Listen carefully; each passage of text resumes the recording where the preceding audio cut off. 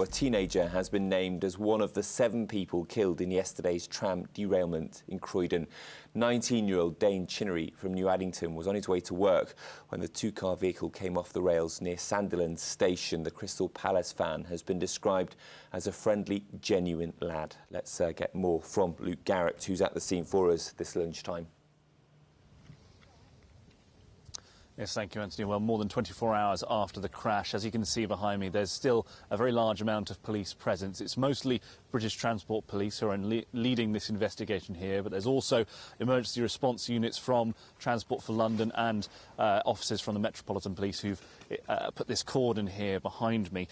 Investigations are ongoing. We can expect a large amount of police going in and out throughout the day. But as you say, Dane Chinnery, 19 years old, has been named, the first named as one of those who's died in this crash here outside the Sandilands tram stop as a result of the tram that flipped over as it went round a corner. As you say, it's described as friendly and genuine, but throughout the last couple of hours we've been here, we've seen quite a few tributes pour in just over to the this way here. We've seen lots of flowers being put down, lots of family members and friends come and put flowers down. Some of the quotes from those messages put down are include Dane, my funny, loving, fantastic nephew, good night, sleep tight, punctuated by just a single word, why. Another reads, RIP, going to miss you, lost a big piece of my heart yesterday, always in our thoughts, lots of love. These messages, just a few of the many that have been laid throughout the day. They keep coming in. Many people keep coming over here and laying flowers down. Of course, investigations here are continuing. As I've said, so far there has been a 42-year-old man who's been arrested, the driver of the tram, and he's been bailed as of this morning until May, but he was questioned by police throughout yesterday. We are seeing, as I've said, a heavy police presence behind me. You can also see cranes, perhaps part of the investigation, perhaps going to pull the tram out from the rails where it went round the corner. A bit of the information on how this tram went round. It's not quite sure how it ended up on its side quite yet, but British Transport Police say that it could have been that the train was travelling around at an extreme speed. They say that it was travelling at a significantly higher speed than permitted. They also say that identifying the dead might be a complex and lengthy process. We'll be speaking to some officers from the British Transport Police a bit later on. For now, we'll leave you a view of the scene as we see it here.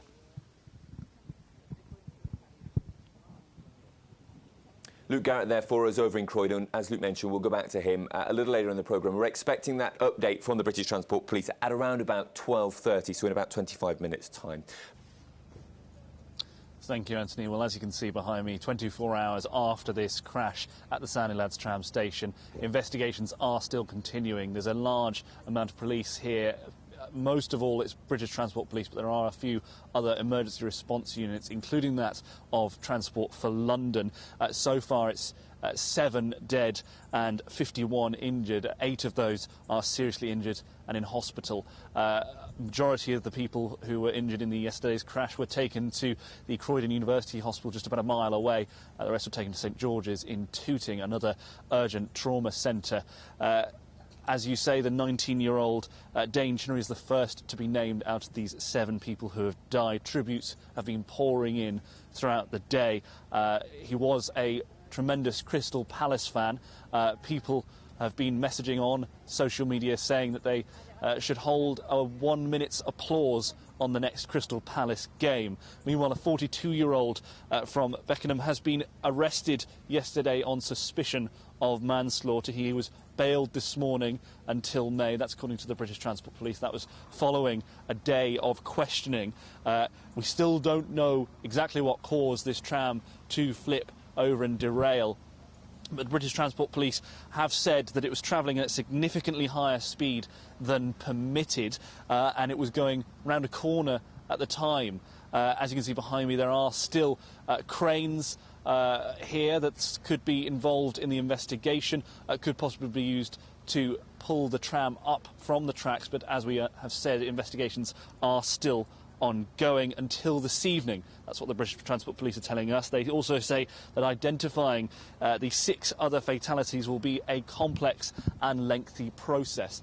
Obviously, Dane Chinnery, the first to be named, and all throughout the day tributes have been pouring and people have been coming and leaving flowers. A few of the notes left on those flowers say, I'll read you a few of those now. R.I.P. Going to miss you. Lost a big piece of my heart yesterday. Always in our thoughts.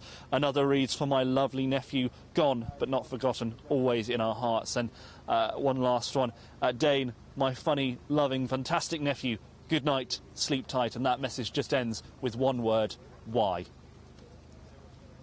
Yes, thank you, Anthony. Well, 24 hours after this crash at the station just behind me, investigations are continuing. You can see a large amount of police presence behind me.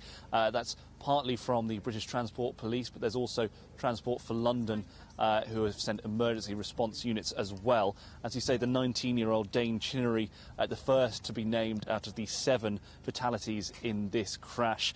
51 people remain injured, 8 injured in a critical or serious capacity.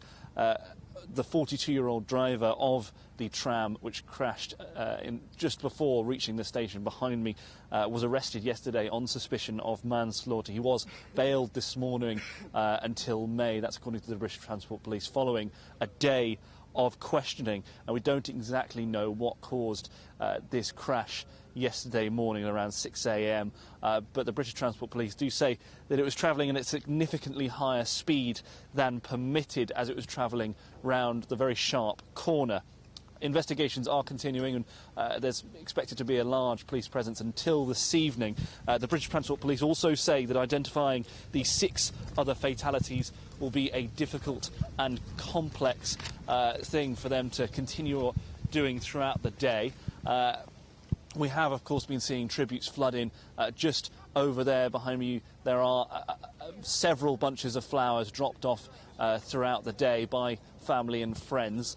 There has been a slow, steady stream, including that of officials as well as people who are family and friends and just well-wishers who've come to pay their respects. Some of the messages on the cards left on those flowers include R.I.P. Going to miss you. Lost a big piece of my heart yesterday. Always in our thoughts. Another reads, for my lovely nephew. Gone but not forgotten. Always in our hearts. And another one reads, Dane, my funny, loving, fantastic nephew. Good night. Sleep tight. And that message is just punctuated with the word why, Anthony. Yes, thank you, Anthony. Well, it was more than 24 hours ago now that this tram, at about 6 a.m. yesterday, derailed on a sharp corner, causing 7 fatalities and 51 people being injured and sent to local hospitals. 8 of those injured, it's been reported, are of serious nature. And that's something that the British Transport Police are trying to figure out what exactly happened to cause this tram to derail. Of course, there have been several eyewitnesses that have come forward over the last 24 hours. One described the scene as a war zone. That was someone who was involved in the crash himself. A friend of the 19-year-old Dane Chinnery, who is the first person in this crash who's died to be named. Tributes have been paid. Just to my right here, there are several tributes, flowers left by friends and family with personalised notes. Earlier on yesterday, a 42-year-old driver was arrested on suspicion of manslaughter. He has since been bailed until May. That's according to the British Transport Police. And as I say, we don't exactly know what caused this tram to flip off the rails and derail, but British Transport Police say it was travelling at significantly higher speeds than permitted as it was travelling round the corner. While investigations continue, I have been speaking to Robin Smith, the Assistant Constable for the British Transport Police. He told me earlier that they're still investigating. The 24 hours since this incident, what can you tell us about it that's anything new? I think the first thing, most appropriately, is to give our heartfelt condolences to those poor families of those people that have, the 7 people that have sadly died in this. I think that's the most important thing right now. In terms of updates, officers and staff have been working really, really hard overnight. We're now into what we call the investigation phase. We're trying to understand, piece together exactly what's happened. So that's the work that's been going on probably over the last 10 hours or so. What are you foreseeing for the next couple of days? I understand that there's investigation ongoing. How long is that going to continue here, and what happens next?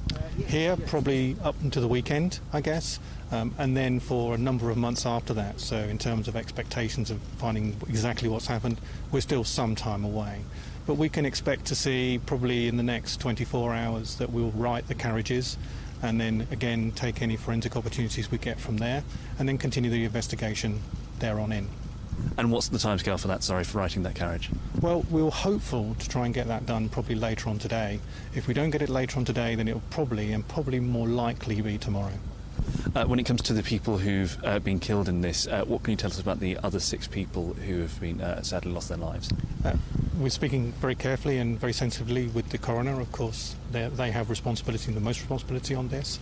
So that we can't provide any further information, but we're hopeful we'll be able to provide more information probably within the next 24 hours. When it comes to those who are injured, I understand 51 people taken to hospital. What's the status of some of those? I understand there are serious injuries involved in that. Yes, there are some with some serious injuries, but I'm pleased to say the vast majority are walking wounded, and many of those have now been released from hospital. What's the extent of the investigation here? Sort of what things are you looking into? Well, as I've said before, we will look at every single opportunity, every forensic opportunity we can to begin to understand exactly what's happened. Now, we conduct independent investigations, so we'll be working with the Rail Accident Investigation Branch as well, and what we will be satisfied, I am entirely satisfied, that we will understand exactly what's happened in this incident. Robin Smith from the British Transport Police there. He was telling us earlier that this investigation seems set to continue here, at least for the evening. Could be the next couple of days, and the investigation will continue elsewhere once they've gotten all the forensic evidence they need from this area of Croydon, just very close to the tram station where the incident happened. They will be continuing investigations, of course, elsewhere once they've gathered all that evidence. Now, the British Transport Police say while they are working hard to identify those 6 other fatalities, they say it will be a complex and lengthy process. Meanwhile, several people do remain in hospital with varying degrees of injury, some very serious or life-threatening. Tributes, as I've said, have been pouring in just to the right of me, especially where flowers have been laid on the ground as close as the public can get to the scene of this horrible incident. Some of the tributes I'll read out to you now. One note read, "R.I.P. Going to miss you. Lost a big piece of my heart yesterday. Always in our thoughts." Another read, "For my lovely nephew, gone but not forgotten. Always in our hearts." And one last one read, "Dane, my funny, loving, fantastic nephew. Good night. Sleep tight." And that was punctuated just with one word: why. Anthony.